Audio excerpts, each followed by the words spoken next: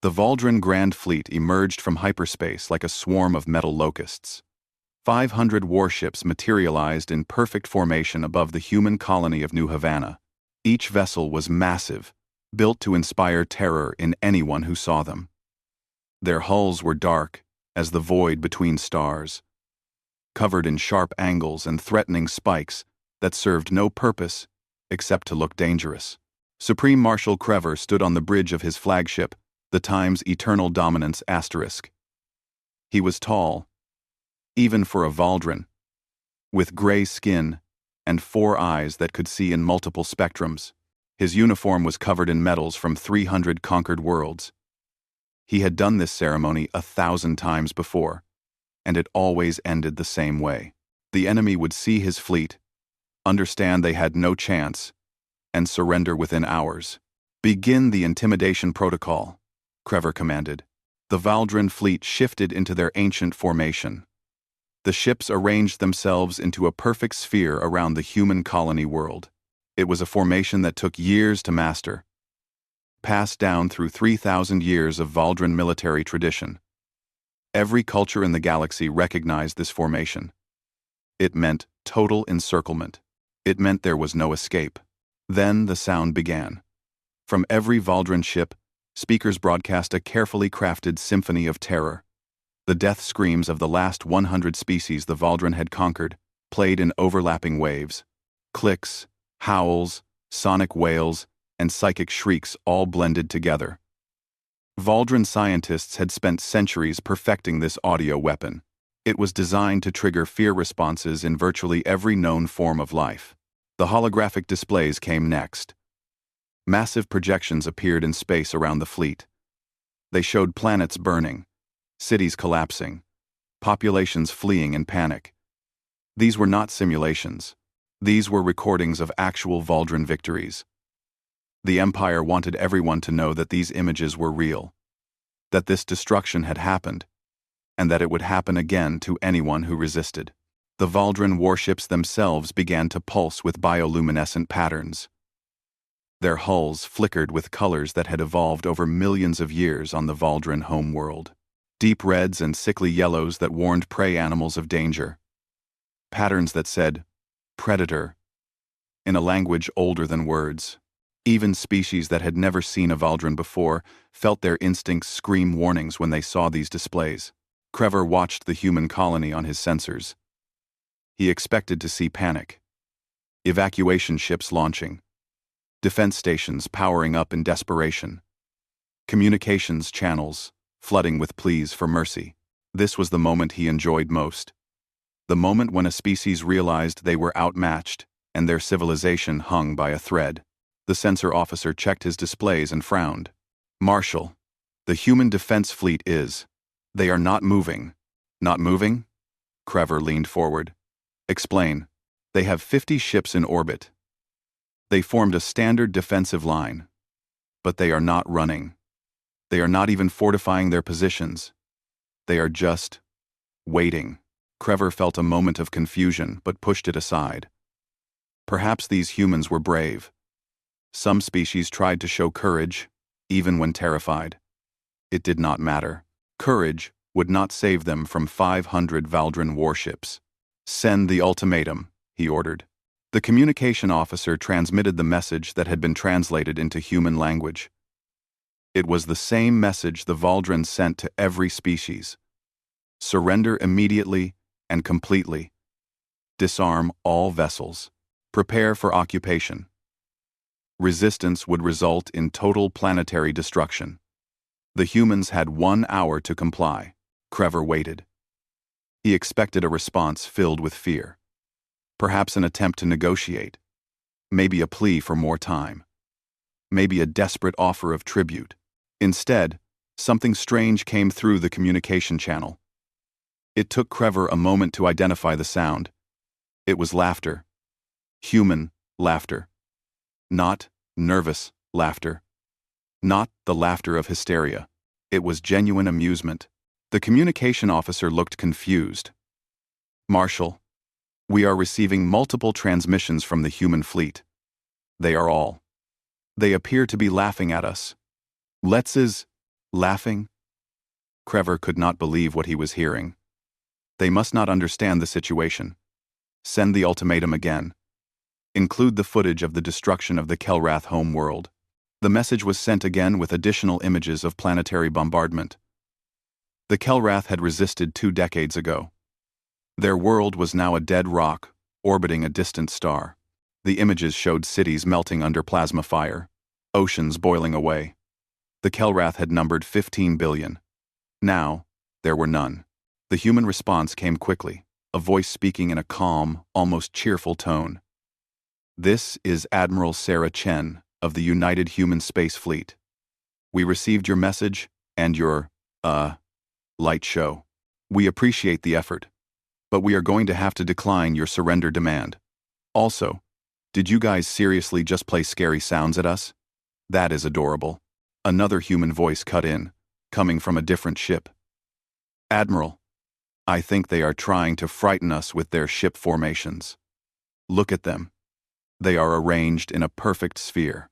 That must have taken forever to set up. Oh, I see it now, Admiral Chen replied. That is actually pretty impressive from a choreography standpoint. Very symmetrical. Probably looks great in promotional materials. More human voices joined the conversation.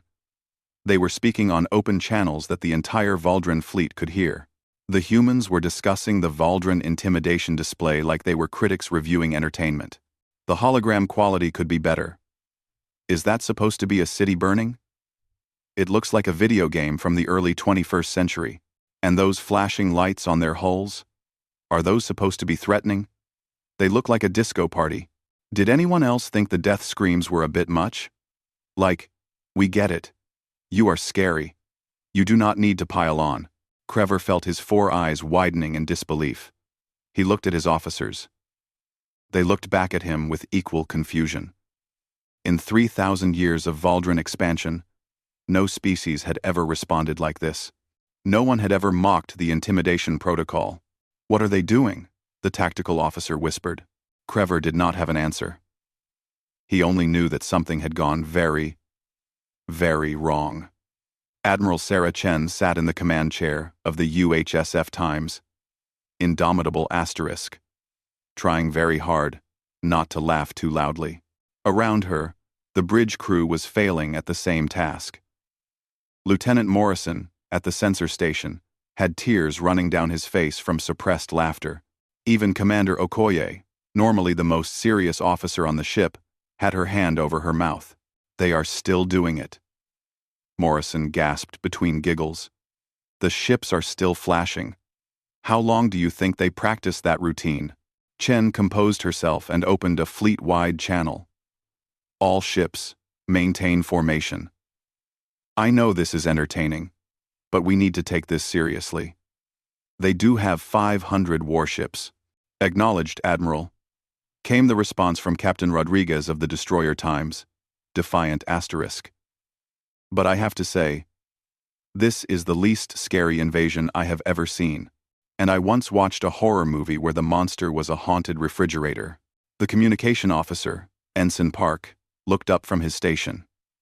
Admiral, we are receiving another transmission from the Valdren flagship. They sound angry. Put it through, Chen said, straightening in her chair. The Valdren commander's voice came through the speakers. It was being translated by the computer. But even through the translation, Chen could hear the frustration. Human vessels. You do not seem to understand your situation. We are the Valdren Empire. We have conquered 300 worlds. Our fleet outnumbers yours 10-1. You will surrender, or you will be destroyed. Chen activated her microphone. Supreme Marshal Crever, is it? This is Admiral Chen. We understand the situation perfectly. You have a lot of ships. They are very big. You made them flash pretty colors at us. You played some sounds that I assume were meant to be scary. We get it. The thing is, none of that is actually frightening to us. There was a long silence from the Valdren side. When Crever spoke again, his voice was confused. How can you not be afraid? Have you seen our fleet? Have you seen what we did to other species? Oh, We saw it, Chen replied. The holograms were a nice touch. By the way, though I have to be honest, the resolution was not great. We have better special effects in our civilian entertainment industry. My nephew makes better explosions in his video game streams. Another human captain cut in on the channel. Marshal Crever, can I ask you something? Those screaming sounds you broadcast, did you record those from actual conquered species? Or did you have voice actors? Because if those were voice actors, you should get your money back. The mixing was terrible. Way too much reverb. Loading. This is ridiculous, Crever sputtered. You are mocking us? You are outnumbered. Outgunned. Your colony world is surrounded. There is no escape. Why are you not afraid? Chen leaned back in her chair. She realized this was a genuine question. The Valdran commander really did not understand. Marshal, let me explain something about humans. We are a species that evolved on a death world. A planet where everything tried to kill us. Big predators. Small predators. Diseases. Weather. We survived by being stubborn and a little bit crazy, she continued, warming to the subject. We also developed something unique. We turned fear into entertainment. We tell each other scary stories for fun. We make movies and books and games designed to terrify us. We pay money to go into haunted houses where people jump out and scream at us. We have an entire holiday called Halloween, where children dress up as monsters and go door to door, collecting candy. I do not understand, Crever said. You seek out fear? Exactly, Chen said. We have spent thousands of years imagining every possible nightmare. Alien invasions from space, monsters from other dimensions, ghosts and demons and ancient gods, zombies, robots that turn against us, plagues that turn people into cannibals. We have thought of everything. Your intimidation display? We have seen scarier things in children's cartoons. Captain Williams of the Cruiser Times, Vengeance Times added, Marshal, I have an 8-year-old daughter. Last month she set up a haunted house in our quarters using bedsheets and a flashlight. It was scarier than what you just showed us. At least she had the element of surprise. The entire human fleet was now participating in the conversation. Officers from 50 ships were offering critiques and suggestions for how the Valdran could improve their intimidation tactics. Someone suggested better lighting. Another recommended hiring a human consultant. A third offered to send over a list of recommended horror films. You could study Earth horror cinema, Lieutenant Morrison suggested. We have been perfecting the art of scaring people for over a century. Learn from the masters. I recommend starting with the classics. John Carpenter's work, Stephen King adaptations, Japanese horror films. Those will show you how it is done. Chen noticed something on her tactical display. The Valdran ships were not moving. They were just hovering there in their perfect formation. The alien fleet seemed frozen, as if Crever could not decide what to do next. This had clearly never happened before. Marshal Crever, Chen said in a more serious tone, let me make something else clear. We are not scared of you. Not because we are stupid or ignorant. We are not scared because we know exactly what we are facing. We have analyzed your ships. We have studied your tactics. We know your capabilities. And we know ours. The reason we are not running is not because we do not understand the danger. It is because we are confident we can handle it. She paused, then added, also, being outnumbered 10-1 is not as intimidating as you think. Humans have a long history of fighting against bad odds. We have stories about it. Songs about it. We celebrate last stands and desperate victories. You thought showing us overwhelming force would break our spirit. Instead, you gave us exactly the kind of scenario we find inspiring. Down on New Havana colony, the civilian population was watching the exchange on their communication screens. Someone started playing music. Classic human battle songs. The sound was picked up by the fleet's communication systems and broadcast into space. Heavy guitars and drums.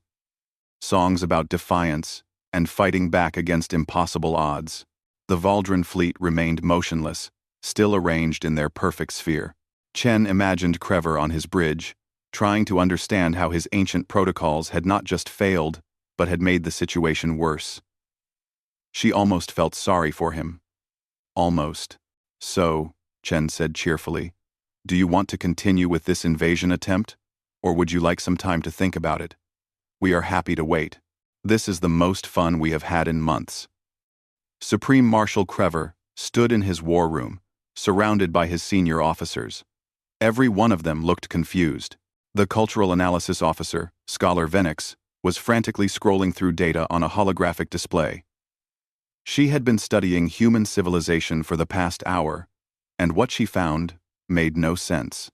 Explain this to me, Krever demanded. How does a species respond to an invasion fleet with laughter? This has never happened. Not once in 3,000 years of Valdran expansion. Venix pulled up images from the human data network. Marshal, I believe I understand the problem. Humans have a unique relationship with fear. Look at this. She showed recordings from Earth. People sitting in dark rooms, watching screens that showed monsters and violence. This is called a horror movie. Humans create these deliberately to frighten themselves. Why? Asked the tactical officer. For entertainment, Venix said. They enjoy being scared in controlled environments. They have entire industries built around this concept. Movies, books, games, something called haunted houses, where they pay to have strangers jump out and startle them. Krever stared at the images. He saw humans screaming, but also laughing, frightened but clearly enjoying themselves. This makes no sense. Fear is a survival response. Why would they seek it out? 4G. Why would they seek it out?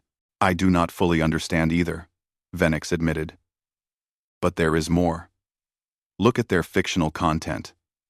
The scenarios they imagine. She brought up more data. Alien invasions, zombie apocalypses, demonic possessions, cosmic entities that drive people insane, artificial intelligence that turns hostile, nuclear war, climate catastrophes. They have imagined every possible way their species could be destroyed, and they turned it all into entertainment. Another officer leaned forward. So, when we showed them our intimidation display, we showed them something less frightening than what they watch for fun. Venix finished. Marshal, humans have been scaring themselves with fictional scenarios for their entire history. They sit around fires telling ghost stories. They write books about monsters. They have spent thousands of years perfecting the art of horror. Our intimidation protocols, which work on every other species, are simply not impressive to them. Krever felt something he rarely experienced. Doubt. What about the military threat? We still outnumber them 10-1. They must understand they cannot win. Venix pulled up more human historical data. That is the second problem. Humans have a cultural obsession with fighting against overwhelming odds. Look at their military history. She showed battle after battle. Small forces fighting larger ones. Last stands. Desperate defenses. They glorify these situations. They make movies about them. They teach them to their children. One of their most famous historical battles involved 300 soldiers holding off an army of thousands. They all died, but humans remember it as a glorious moment. They celebrate defeat? Another officer asked in confusion. They celebrate defiance, Venix corrected. The outcome matters less than the act of fighting despite the odds. Marshal, when you arranged our fleet to outnumber them 10-1, you did not create a scenario that would make them surrender. You created a scenario that humans find heroic and inspiring. Krever sat down heavily in his command chair. He pulled up the communication logs from the human fleet. They were still chatting on open channels, still making jokes. Someone had started a betting pool on how long the Valdran would keep their ships in formation before getting bored. Another was discussing the historical precedents for battles with similar odds. They sounded excited. Admiral Chen mentioned something called Halloween, Crever said. What is that? Venix brought up the information. It is a holiday where humans, including their young children, dress up as monsters and supernatural creatures. They decorate their homes to look frightening.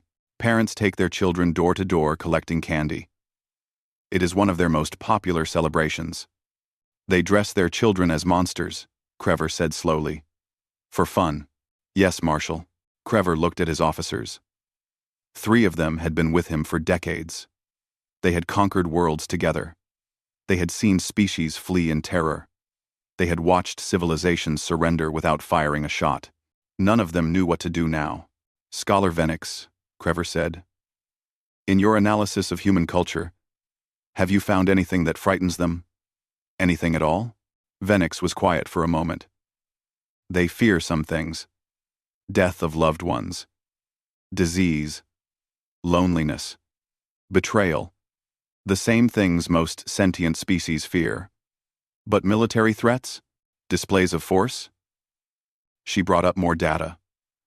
Human military slogans.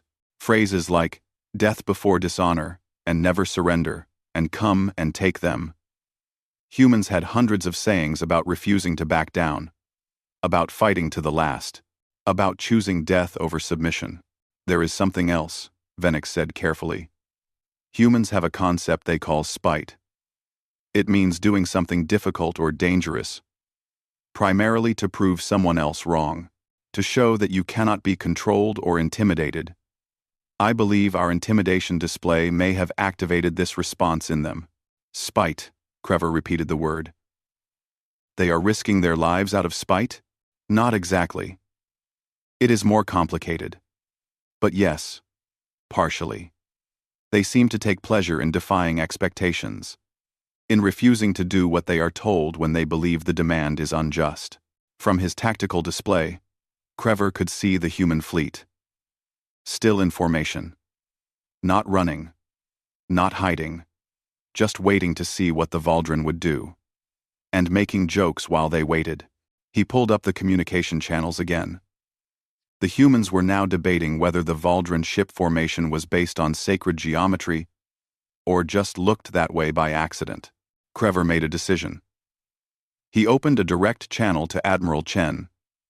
Admiral Chen, I need to understand something. You must realize you cannot defeat my fleet.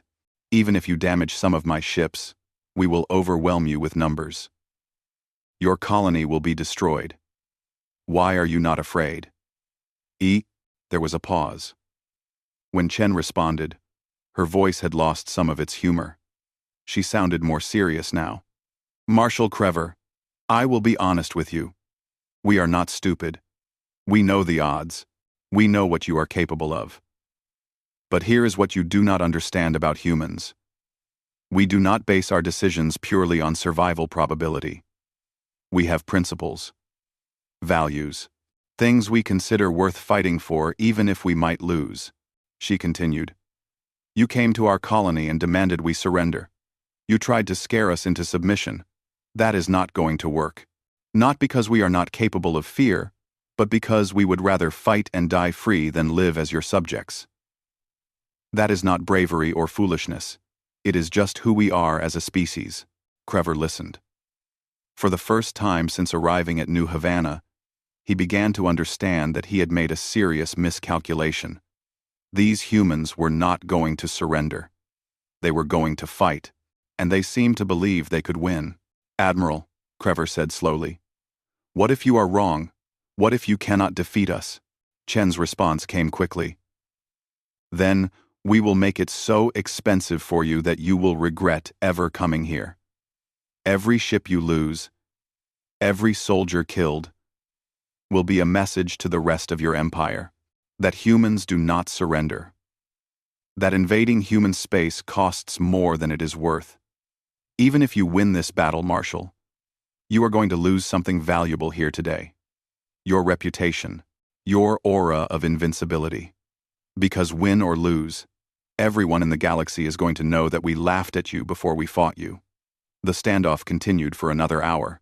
The Valdren fleet remained in their perfect sphere formation. The human fleet stayed in their defensive line. Both sides waited to see who would move first. But the humans did not wait quietly. The Valdren fleet, 17-6. Music started playing from the human ships. Loud, aggressive music with heavy drums and electric guitars. Songs with titles like Indestructible and Sabotage and We Will Rock You. The humans broadcasted on all frequencies, so the entire Valdren fleet could hear it. It was not subtle. It was not diplomatic.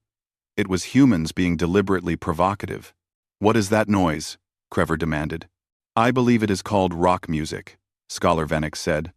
"Humans often listen to it before engaging in combat or competitive activities. It appears to increase their aggression and confidence." On the bridge of the Time's indomitable asterisk, the crew was having the time of their lives. Lieutenant Morrison had put together a playlist of classic human war songs. Every officer had contributed their favorites. The result was a chaotic mix of genres spanning 3 centuries.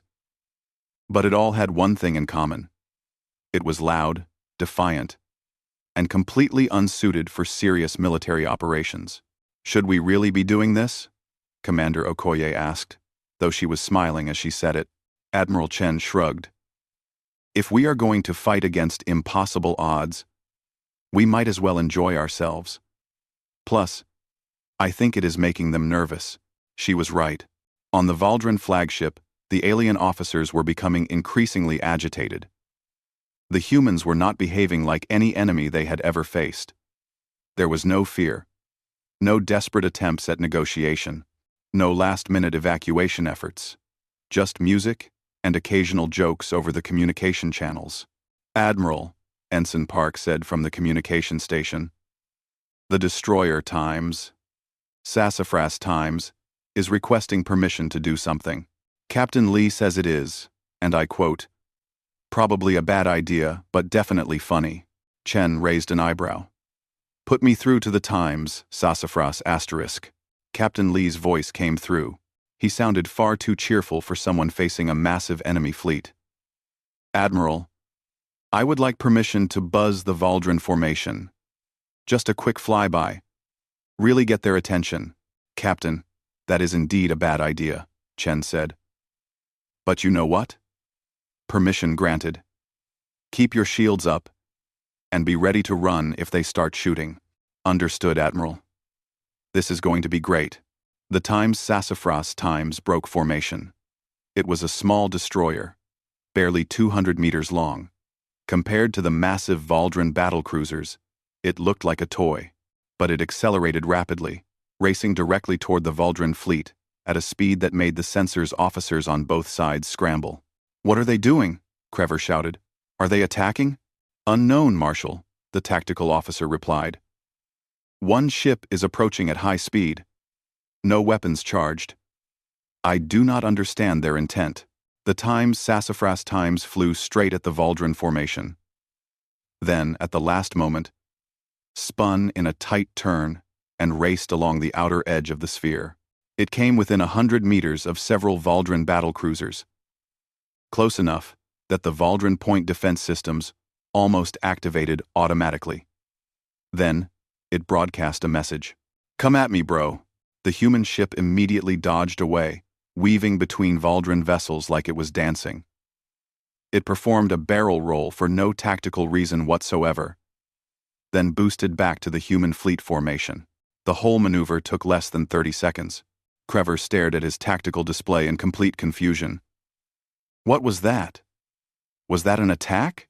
"I believe it was a taunt, Marshal," Venix said quietly. "Come at me." Bro appears to be a human idiom. It is a challenge, an invitation to fight. They challenged us to single combat? I do not think it was meant literally, Marshal. I think they were attempting to provoke us, to make us angry enough to make mistakes. Krever felt anger rising in his chest. These humans were mocking him, his fleet, his empire. He pulled up the communication channel to Admiral Chen. Admiral Chen, control your ships. That was an act of aggression. Was it? Chen replied innocently. Captain Li, did you attack the Valdrin fleet? Captain Li's voice came through. No, ma'am. I just wanted to get a closer look at their ships. Very impressive craftsmanship. I particularly liked the spiky bits on the hull. Very aesthetic. There you go, Marshal, Chen said. No attack. Just an admiring flyby. Although I do have to say, if you thought that was aggressive, you are really not going to like what happens if you actually start this fight. The human fleet started taking bets. Actual bets, with real money. Officers were wagering on various outcomes. How long the battle would last. How many Valdrin ships would retreat. Whether Krever would demand single combat. Whether the humans could disable a battlecruiser with a single volley. The betting pool was conducted on open channels, so the Valdrin could hear every word. I have got 50 credits that says we can take out their flagship's main weapon within the first 2 minutes. One captain declared, I will take that bet. Another responded, I say we disable their engines first. You are both wrong, a third voice chimed in. We are going to target their communication array. Make them fight blind and deaf. Krever listened to this with mounting disbelief. They are betting on the battle? Before it has even started? Yes, Marshal, Venix confirmed. It appears to be another form of psychological warfare. They are expressing confidence in their victory by treating it as entertainment. This is madness, Krever said. Do they not understand that most of them will die if we fight? Venix pulled up more human cultural data. Marshal, humans have a saying, death before dishonor. Another one is, give me liberty or give me death. They have many phrases that express a preference for death over submission. I do not think the threat of casualties will make them surrender. Admiral Chen's voice came through the communication channel again. Marshal Krever, I am going to make you an offer. A professional courtesy from one military commander to another. Turn your fleet around and leave. We will let you go. No one needs to die here today. No. Krever felt insulted. You are offering me mercy? You are outnumbered 10-1. I am offering you an exit, Chen corrected. Because I think you are starting to realize that this is not going to go the way you expected. Your intimidation display failed. Your fleet formation does not scare us. Your threats mean nothing. The only thing you have left is to actually fight us. And I promise you, that is going to be much more expensive than you anticipate. She continued, her voice taking on a harder edge. You came here, expecting us to be afraid. To see your fleet and lose hope. To surrender without a fight. But we are not going to do that. We are going to fight. And we are going to make you regret ever coming to New Havana. So I am asking you one more time. Leave now, while you still can. Krever felt his pride warring with his tactical sense. Part of him wanted to order the attack immediately, to show these arrogant humans what the Valdrin Empire could do. But another part of him, the part that had survived 300 campaigns, was telling him something was wrong. The humans were too confident, too unconcerned. They knew something he did not. Marshal, his tactical officer said quietly, I have been analyzing the human ships. Their weapon signatures are unusual. I cannot identify their exact capabilities, but the energy readings are significantly higher than their ship sizes would suggest. What does that mean? Krever asked. It means they might have weapons we have not encountered before. New technology. Unknown capabilities. Krever looked at his display. 500 Valdrin ships against 50 human ships. By every logical calculation, this should be an easy victory. But the humans were not acting like they were about to lose.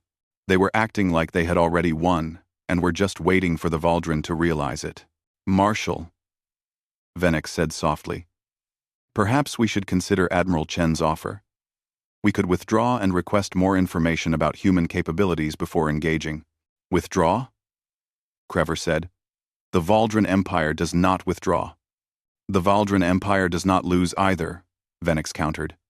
And I fear that is what will happen here, if we proceed. Crever stood in silence, listening to the humans continue their betting pool and their music. He had a decision to make, and for the first time in his long military career, he was not sure what the right choice was. Supreme Marshal Crever made his decision. Pride won over caution.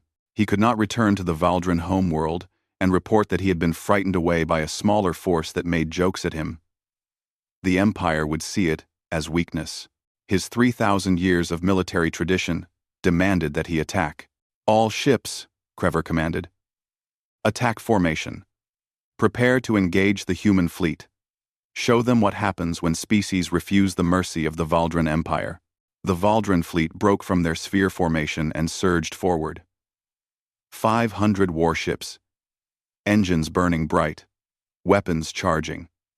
It was an impressive sight, a wave of metal and firepower that had broken countless civilizations. On the Time's indomitable asterisk, Admiral Chen watched them come. Well, we tried to warn them. All ships, weapons free. Execute Battle Plan Delta. Let us show them why we were not scared. The human ships moved in a way the Valdrin had never seen before. Instead of forming a defensive wall or trying to retreat, they scattered in 3 dimensions. Each ship went in a different direction at maximum acceleration. Within seconds, the tight formation had dissolved into 50 individual targets moving unpredictably through space. What are they doing? Crever demanded. Why are they splitting up? Unknown, Marshal, the tactical officer replied. They are moving too fast for our targeting systems to lock on effectively. Then the human weapons fired, and Crever understood why the humans had been so confident. The first volley was not energy weapons or missiles. It was kinetic rounds. Tungsten rods accelerated to a significant fraction of light speed by magnetic rails. They were small, simple, nearly impossible to detect until impact. The Valdrin point defense systems, designed to intercept large missiles and energy beams, could not track them effectively. 12 Valdrin ships exploded in the first 3 seconds of combat. Not damaged, not disabled, completely destroyed. The kinetic rounds punched through their shields like they were not there and tore through their hulls with catastrophic results. Impossible, Crever breathed. Our shields should have stopped those. The projectiles are too small and too fast, the tactical officer said, panic creeping into his voice. Our shields are designed for energy weapons and large missiles. These kinetic weapons are bypassing them. The human ships kept moving.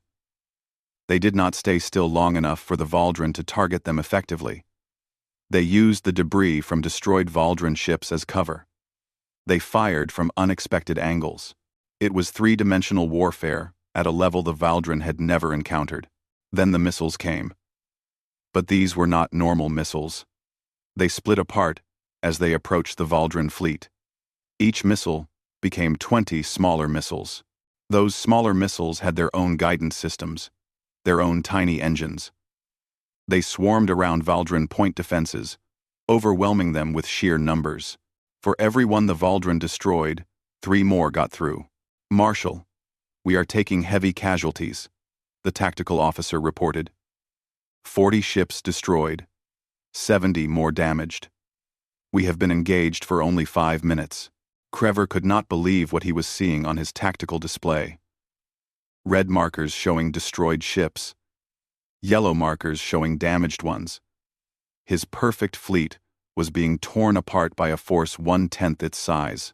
How are they doing this? He shouted. Scholar Venix pulled up data on her console. Marshal, I am detecting weapons I have never seen before. Some kind of directed energy weapon that focuses multiple beams on a single point. And their computers are targeting our ships with perfect accuracy. Their artificial intelligence is more advanced than ours. A human destroyer flew past the bridge viewport of the Time's Eternal Dominance asterisk. It was so close that Crever could see the lettering on its hull. UHSF Times.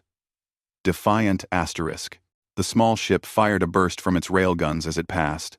The rounds hit the Valdrin flagship's shield generators, and alarms started blaring throughout the ship. Shields at 30%, an officer called out.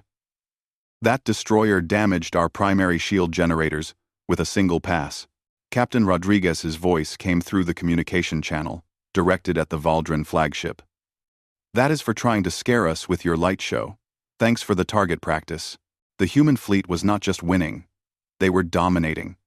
Every tactical advantage the Valdrin thought they had was proving useless. Their larger ships were too slow to track the humans. Their weapons were designed for different kinds of combat. Their shield technology was obsolete against human weapons. 20 minutes into the battle, the Valdrin had lost 200 ships, the humans had lost 3.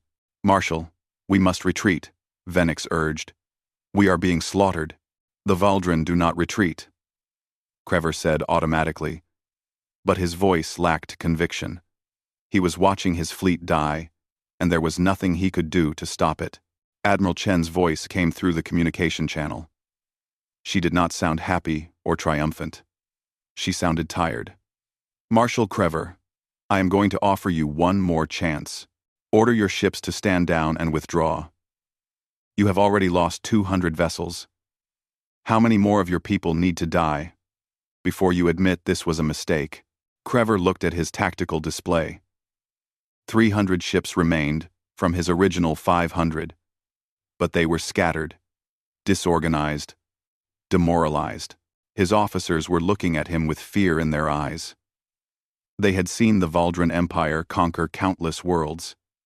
They had never seen it lose. Why? Crever asked. Why were you not afraid? We outnumbered you. We had every advantage. You had numbers, Chen corrected. You did not have every advantage. Marshal, let me explain something to you. The Valdrin Empire spent 3,000 years perfecting intimidation. You built ships designed to look scary. You developed protocols to make enemies surrender without fighting. You became experts at psychological warfare, and that worked well for you, for a long time, she continued. But while you were perfecting intimidation, we were perfecting killing. Human military doctrine is not based on making enemies afraid. It is based on destroying enemies efficiently. We do not care about formations that look impressive. We care about weapons that work. We do not waste energy on light shows. We put that energy into shields and engines and targeting computers. You spent 3,000 years learning how to make species surrender without fighting. We spent that time learning how to fight without surrendering. So when you came here and tried to scare us, it did not work. Not because we are too stupid to be afraid, but because we focused our development on things that actually matter in combat. Crever felt something break inside him. His pride, his certainty, everything he thought he knew about warfare. We are the Valdrin Empire, he said weakly. We have never lost. We have never lost. You never lost because everyone was too scared to fight you, Chen said. But you finally found someone who was not scared. And now you know the truth. Your empire is built on fear. Take away the fear, and there is not much left underneath. Crever looked at his remaining ships. At his crew waiting for orders. At the human fleet still moving through space like sharks in water. He had one choice left. Die with honor, or live with shame. All ships, he said quietly. Cease fire. Begin retreat procedures. The Valdrin fleet broke off the attack. What remained of it turned away from New Havana and started forming up for the hyperspace jump. The humans did not pursue. They had made their point. As the Times Eternal Dominance Times prepared to jump to hyperspace, a final transmission came from Admiral Chen.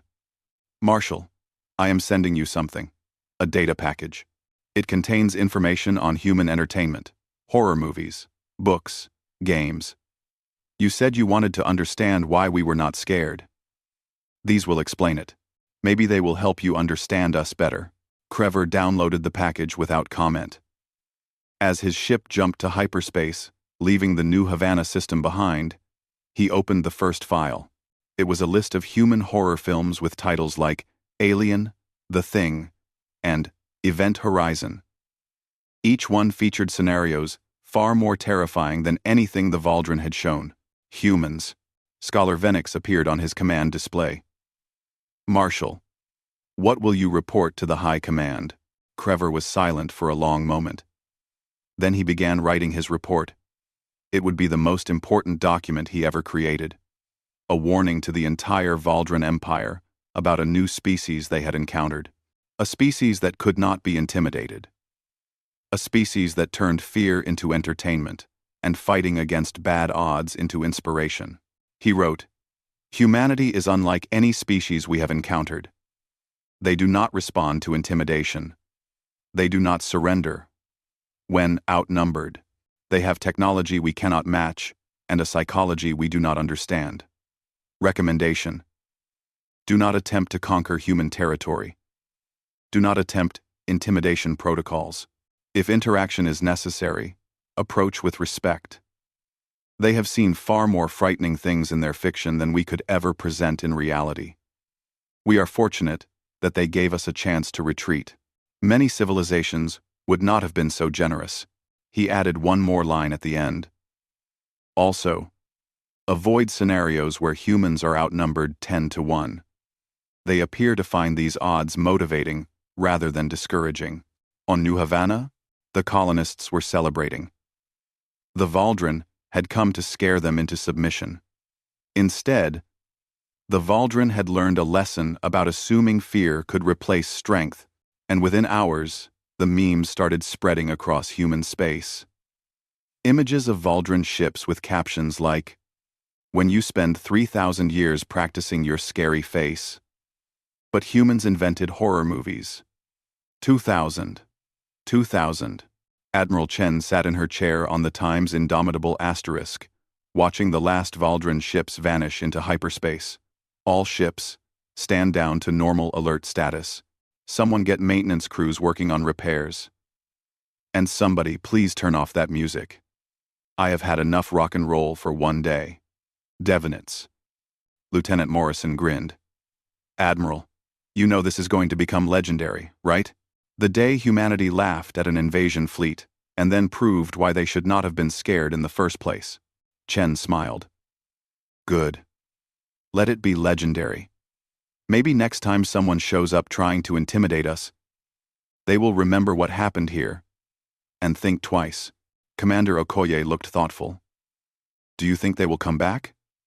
"Oh, not to invade," Chen said confidently. "We taught them a valuable lesson today. Fear is not the same as strength, and humans do not scare easily. Now, I need to write my own report. Command is going to want to know every detail of this engagement." As she began writing, Chen thought about Marshal Krever and his shattered fleet. She hoped he would learn from this experience, that he would understand that humanity was not a species to be threatened or intimidated. They were a species to be respected, or better yet, left alone. The Battle of New Havana would be remembered for centuries. Not as a great military victory, though it was that, but as the day humanity proved that sometimes the scariest thing about a species is not that they are terrifying. It is that they cannot be terrified.